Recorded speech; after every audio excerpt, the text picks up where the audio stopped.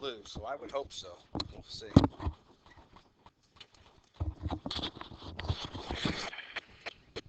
Okay, so here we are. Next lesson, really last lesson of this chapter. We're dealing with 10.9 independent and dependent events. Independent and dependent events. So a little bit different situation from last night. You have to be a little careful here. These weren't looking at them a little bit differently. All right, what are independent events? Independent events are simply this: two events where the occurrence of one has no effect. No effect on the probability of the other. Two events where the occurrence of one has no effect on the probability of the other. So they don't relate. There's no effect on them. How are these determined as far as the probability?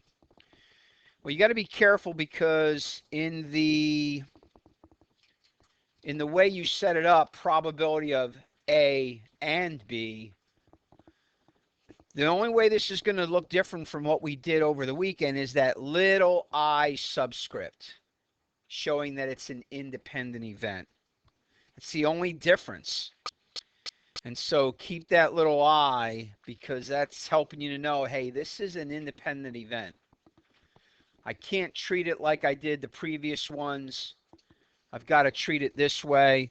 So the formula is a multiplication formula. It's the probability of event A times the probability, I meant that to be blue, but that's okay, of event B. So the probability of event A times the probability of event B. So you got to multiply the two probabilities for an independent event. All right, that's the difference. You got to be careful. You got to be careful. Okay. So the word and in this situation for an independent event means you're going to multiply the probabilities. All right, let's see if I can help you guys to understand this. So here's an independent event. I'm going to have to slide this down a little, get my coin here. So we've got one game cube, 1 through 6, and we've got a coin. Now I know it shows 2 there, it's just the way the graphic was, but you know, every coin has a head side and every coin has a tail side. So if I was trying to figure out the probability of rolling a 4 and also flipping a tails, rolling the 4 has nothing to do with the tails, the head and the tails. And the head and the tails has nothing to do with rolling the 4. They are independent events. Therefore, the total probability is going to be a multiplication. So again, what we're going to end up with here is the probability of 4 times the probability of the tails. We're going to have to multiply. So somebody tell me, what's the probability of rolling a 4 with one game cube? Jack? It is not 1. What's the probability of rolling a 4 with one game cube? Gabe? 1 over 6, right? Gabe says there's one outcome favoring a 4. There's one side of a 4 on a dice, and there are 6 total sides, so 1/6. All right, and what's the probability of flipping a tails with a coin? Jordan? 1/2, right? There's 1 tails on the coin, hopefully, unless you're being swindled, and there are 2 sides on the coin. All right, someone's trying to swindle you. They may have a 2-tailed coin or a 2-headed coin, at which point you're going to lose. All right, so we've got a 1/6 times 1/2. All right, so again, class, you're multiplying fractions. As you get ready to multiply fractions, your first thought should be reduce before I multiply. There is no reducing in this one. And then your thought should be top times top, bottom times bottom. So 1 times 1 is 1. 6 times 2 is 12. There's a 1/12 probability of rolling a 4 and flipping a tails. All right, so let's try it. Let's see how we do here. Okay, 2 in heads. So there's 1 down. 2 in heads. There's 2 down. 6 and tails, 3 down. 2 and tails, 4 down. 4 and tails. All right, we hit it on the 5th one. So we've done our 4 and our tails in 5. So we're better than the probability at this point, but again, I could keep going, and I'll keep going. There's the 6th attempt. There's the 7th attempt. There's the 8th attempt. We hit it again on the 9th. So again, we're ahead of the probability. And again, I'll stress this as oft as I can. Probability is the mathematical likelihood of an event taking place. In any shorter circumstance, you can always do better or worse than the probability. However, if I were to do this 120 times, right, 10 times the amount, then I'd probably be close to about 10 times it coming out. The more times I do it, if I do it 1,200,000 times, then it'd be really, really close. The more times you do the event, the closer you're going to get to the mathematical probability. But again, we could hit a streak. We could hit 4 of these in a row. That's all possible. All right, go ahead and do the second one. What's the probability of even and heads? You go ahead and do that one. What's the probability of even and heads? Your work should look just like mine. First off, start with the formulas. I don't mind if you do some. You can do some abbreviating.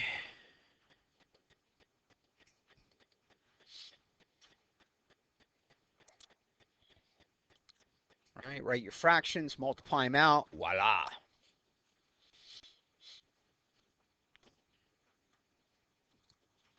What is the probability of even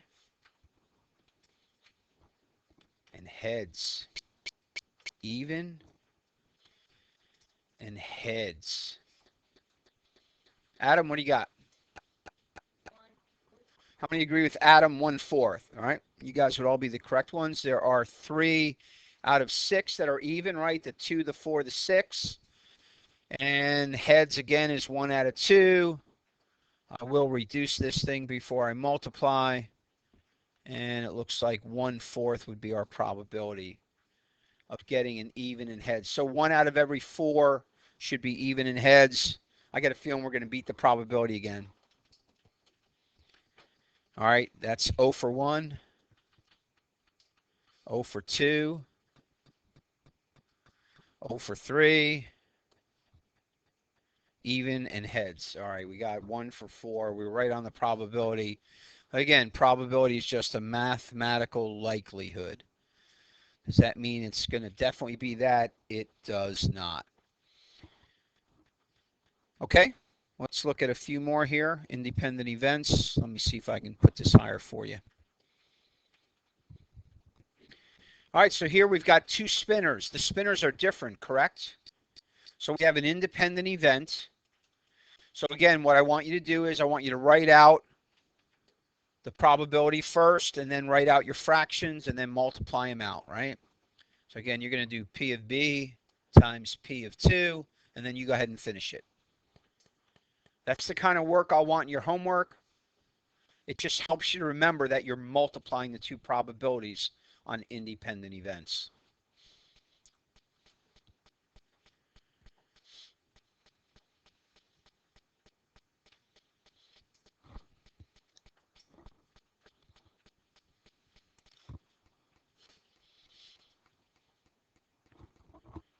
What is the probability of spinning a B on the first and a 2 on the second? Connor, what do you think? 1 over 32. So how many agree with Connor? 1 over 32. Uh-oh, some disagree. Kyle Turner, what do you think? How many agree with Kyle? 1/16. Oh, that's the majority, but the majority isn't always right, but let's take a look here. Probability of a B. There is 1 B on the first wheel, and there are 4 possible. There are 2 twos on the second wheel out of 8 possible. And I'm going to R-bum, and you can reduce a bunch of different ways on this one. But it looks to me like the Turnerites were correct at 1/16th, right? Turnerites. Okay, 1/16th is correct. All right, do the next one. Probability of C and odd. Independent events. We're doing independent events. So this is an independent event. Come on, be orderly.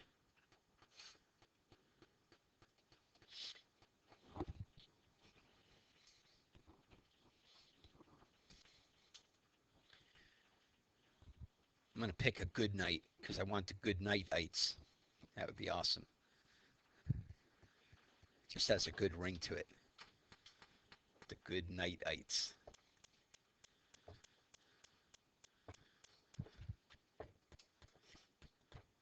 What else would be good in here?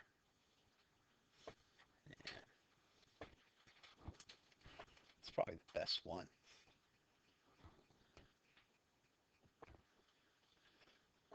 All right, any of you good nights ready to roll? Not yet? Who's good? The Kempite? Yeah, I thought of the Kempites. That almost sounds like that would work. Like there were some of them. Yes. Nah, I don't think so. Nah. How about the Strangeites? I like that. All right. Any of you good nightites have an answer? Nothing? Wyatt, anything? All right, let's go to the Strangeites. Jordan, what do you got? Say it again. How many agree with the Strangeites? 5:30 seconds. That is definitely the majority. Anybody have anything else? You're not willing to say, huh? Let's take a look and check the Strangeites answer. Probability of a C is still 1 out of 4 on the first wheel.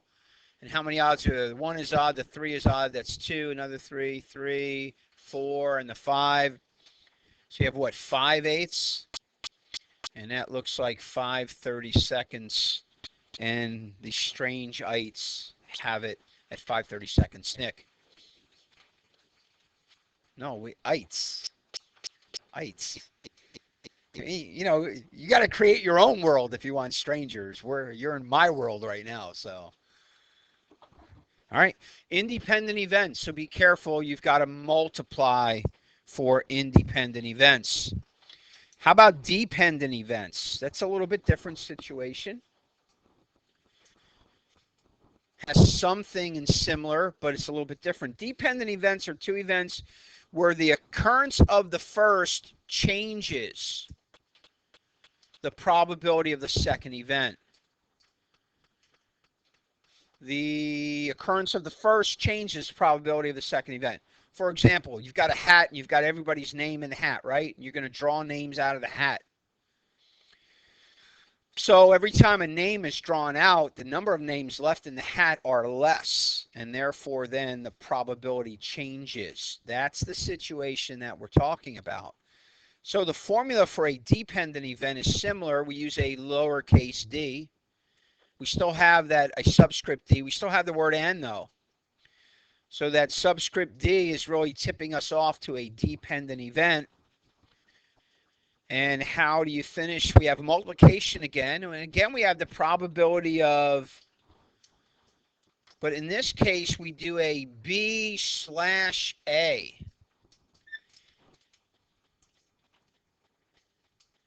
And it's not really B divided by A. That's not what that slash means in this probability symbol.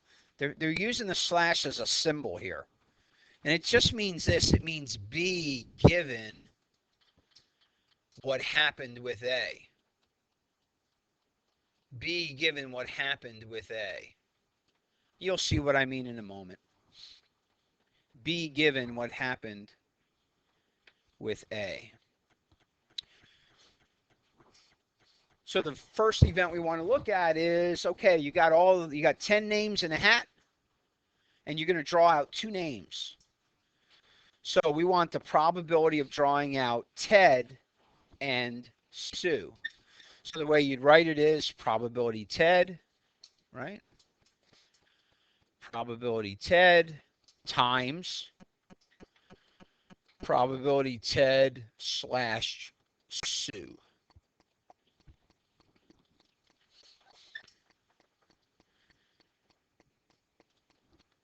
So what would be the fraction probability for the first one? Somebody tell me what's the probability of Ted here. Jack? 1/10. There's one name with Ted on it, and there are 10 total names in the hat. So 1/10. We're going to take that and multiply it times, okay, now what's the probability of the Sue? And because, you know what, this should be Sue slash Ted, not Ted slash Sue. So sorry about that. I'm backwards. All right, our second one is Sue, but in respect to what happened with Ted. Well, remember, when we pull out that first name, how many names are going to be left in there? 9. So how many outcomes are there? There's 9. So again, you got one chance of pulling out Sue, but you only got 9 left in there. So that one's a 1/9. So it changed. The probability of the second changed because one of them's gone. So now what's the probability of drawing out a Ted and then a Sue? It's 1 out of every 90. Because the first one's got to be Ted and the second one's got to be Sue, and that's not easy to do. That's not easy to do if you got 10 names in a hat. First to be Ted, second to be Sue, not an easy thing. 1 out of 90 is the probability. So again, the difference there is by pulling a name out and leaving the name out, there's only 9 left. If you added some kind of system where they remove the first thing, read it, and put it back in, that would not be this situation. That would be the first situation. Okay? But this one, you pull a name out of the hat and you keep it out. You pull a ping pong ball out of a bunch of ping pong balls going around and you keep it out. Now there's one less ping pong ball in there, and therefore the total number of probability is one less. You follow? They have an effect on each other. All right, so that's the situation here with the marbles. So we got a bag containing 30 marbles, 12 blue and 18 clear. So what would be your probability of pulling out a blue and a clear? So again, how would you show? You do probability blue times probability clear slash blue, right? And then go ahead and write your fractions and write your total answer.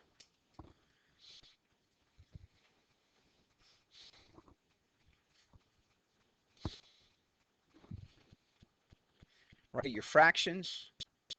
All right, how many blues are there over how many total in the bag? Then times how many clear times how many total in the bag. We're pulling out a blue, and then we want to pull out after that a clear. What's the probability? Pulling out a blue, pulling out a clear. Excuse me. Probability blue and clear.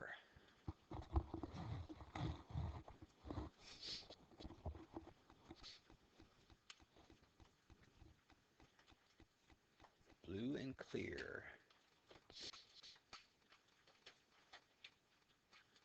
Blue and clear.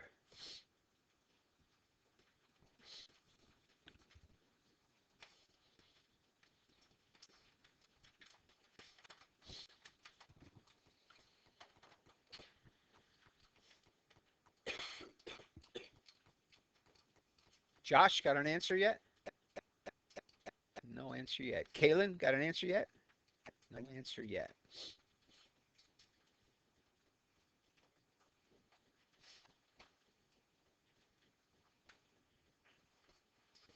Cole, any answer yet? No answer yet. All right, let's try the winter rhodites. Alexandra, any answer? 1/15. Anybody agree with the winter rhodites? Uh-oh. Nothing there. Let's try Devin. How about you? No answer? No answer.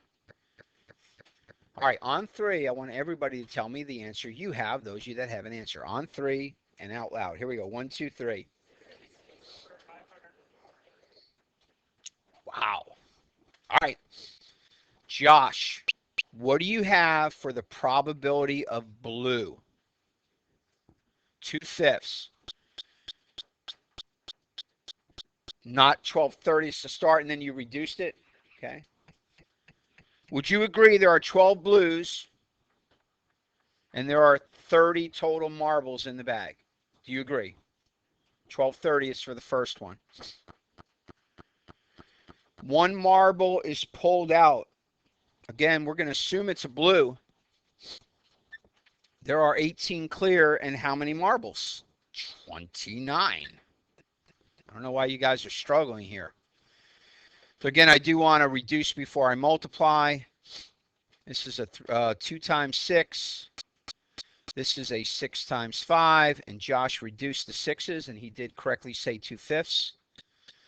Let's see, is there any other reducing I can do? And the answer is no, because I have 5 and 29. I have 2 and 8. All right, folks. 2 times 8 is? 2 times 18 is, I'm sorry, 36. And 5 times 29 is? How much? All right, so I don't understand why nobody had the answer. And you all have calculators, don't you? Don't you have a calculator to multiply 5 times 29? Yes. And those are easy reductions to make. How many did not R-bum? Let me see your hands. All right. Probably a bunch of bums out there. All right. Again, I told you, R-bum, reduce before you multiply. Reduce before you multiply. And we've even reviewed that. Otherwise, you get a mess with the numbers. Okay. Well, let's see if you can come back and redeem yourself on number 2. Find the probability of pulling out a blue and then another blue.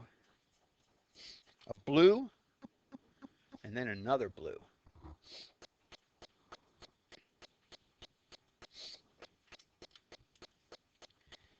Blue and then another blue.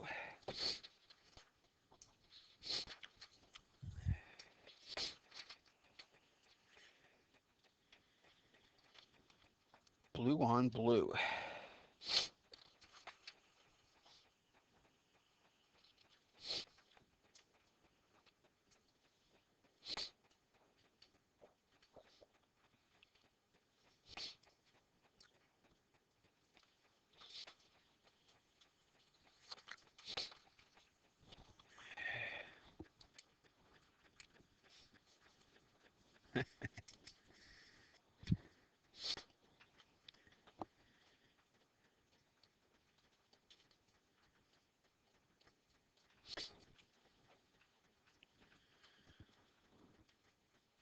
Raise your hand if you got an answer.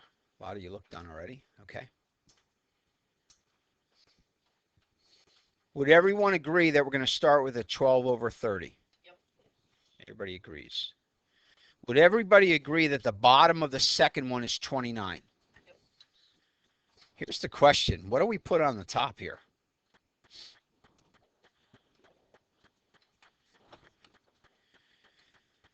If we're going to get a blue, what does the first one have to be? If we're going to get a blue, what does the first one coming out have to be? Blue. So how many blues are left? So in my mind's eye, that's got to be 11. There's only 11 blues left to get that first blue. See, the second event is affected by the first event. And that's tricky. But I think I'm right on that. I mean, even I hesitate a little there. But, you know, if you have to pull blue out that first time for it to be correct. And therefore, there's only going to be 11 left. And there's going to be 11 out of 29 marbles left in that bag. And so what does this thing end up? We're going to reduce the same way then, right? This is going to be a 2/5. And so what do we end up with? 22 over 145? How many got it right? Oh, good job. You guys are smart. Awesome. Great. All right. I wish I had time. I was going to do 1 through 10 of your book with you in class. We just don't have the time. So here's your work for tonight. By the way, we're still on schedule. We'll review the chapter tomorrow. We will take a quiz on Wednesday, and we will test on Thursday. This is page 442. Do 11 through 18. Follow the same guidelines with the originals as I told you on Friday, 11 through 18. Number 21, 25 through 28, 31, 32, 41, 42.